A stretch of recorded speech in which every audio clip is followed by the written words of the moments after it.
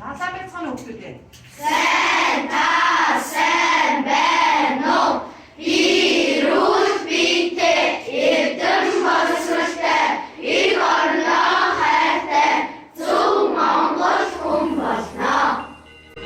Сургуулийн үйл ажиллагаа явуулахаас гадна өдөр бас ангийн сурагчдын дунд ахмал тэмцээн явуулахад явуулж ирсэн.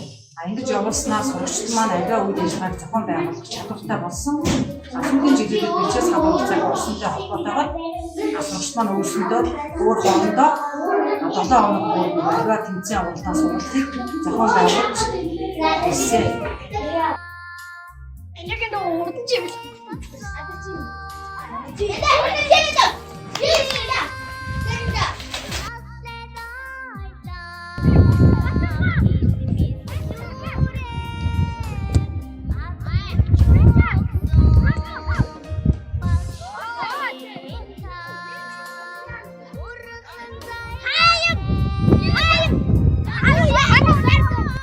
Багшуулсан цагаас эхлэн эцгийн хуудыг зөвхөн зохион байгуулах хэрэгтэй юм уу зүйтэй юм болж маш их болдог болсон.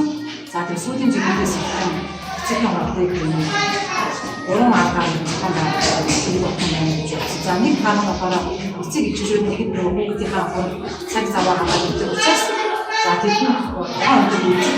За хаанчийн төлөвлөгөө хүмүүстийн гэж бодсон. За хоёрын болохоор хаан эцэг эхчүүд болсон мэдээллийг өгдөг болсон. За гурав нь болохоор эцэг эхчүүд төлөвлөрийн тэмцээн уралдаанд зохион байгуулж ирсэн.